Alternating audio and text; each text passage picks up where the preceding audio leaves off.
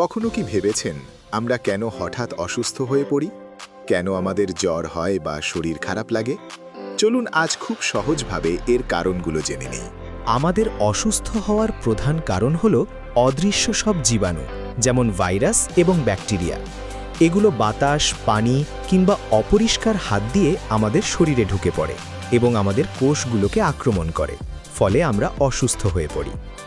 দ্বিতীয় কারণ হল আমাদের অভ্যাস।